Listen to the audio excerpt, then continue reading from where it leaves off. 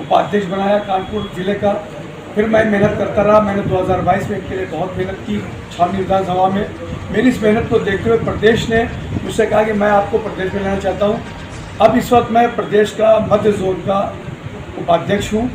और उसके बाद जब मुझसे कहा गया कि आप एक शख्सियत हैं, मैं चूँकि टीचर हूँ और मैंने 43 साल बच्चों को शिक्षा दी है, पूरे दुनिया के अंदर बच्चे मेरे इस वक्त आए हुए हैं, तो उस नाते से मुझे इन लोगों ने मेयर के लिए प्रत्याशी चुना, जिसको मैंने कबूल किया। और मैंने पूरी मेहनत से अपने मेयर के लिए तैयारी की और MIM के परचम को कानपुर में लहराने का पूरा प्रयास किया।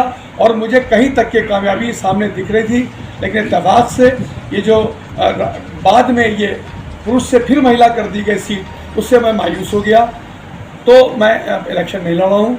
रही बात मेरे घर की महिला क्यों नहीं लड़ रही है, क्योंकि मैं एक दीनदार घराने से ताल्लुक़ रखता हूँ। मेरी औरतें घर के बाहर नहीं निकलती हैं, इसलिए मैं अपनी बेगम को या अपनी बच्ची को इलेक्शन नहीं लड़ना चाहता था। इसलिए मैंने कहा मैं MIM के लिए काम करूँगा।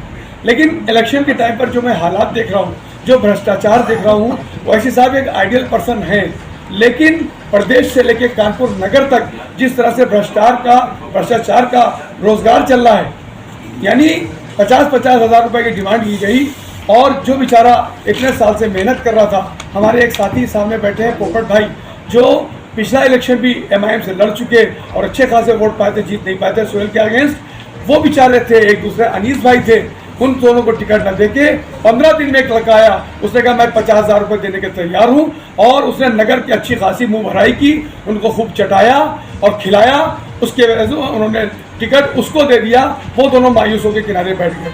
इसी तरह से और वार्डों में भी यही गंदगी फैलाई गई, जिससे मेरा दिल टूट गया। मैं ये समाज सेवा के लिए, खिदमत खल्क के लिए इस पार्टी में आया था, लेकिन मुझे नहीं लगता कि प्रदेश से लेकर कानपुर के अंदर तक इस तरह की कोई विचारधारा इस पार्टी के अंदर, इन पदाधिकारियों के अंदर है।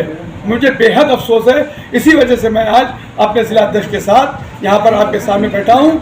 मैं अपने राष्ट्रीय अध्यक्ष से इस्तदा करता हूँ, और आपके मीडिया के माध्यम से, अभी आपने एक जुमला पूछा था कि आप कैसे ये पहुंचाएंगे बात, हमें सबसे अच्छा जो स्रोत मिला है वो मीडिया का स्रोत मिला है। मैं मीडिया के स्रोत से ओवैसी साहब तक अपने राष्ट्रीय अध्यक्ष से बात पहुंचाना चाहता हूं कि हमें इस पार्टी से बेहद मोहब्बत है। आप एक जेन्युइन पर्सन हैं, आप जो बात करते हैं वो बहुत मौजिब अंदाज में करते हैं, लेकिन आपका नीचे का प्रदेश से लेके और नगर तक के जो आपके पदाधिकारियों का सिलसिला है वो बेहद निंदनीय है। ये इस लायक नहीं है कि इनको पार्टी में रखा जा सके।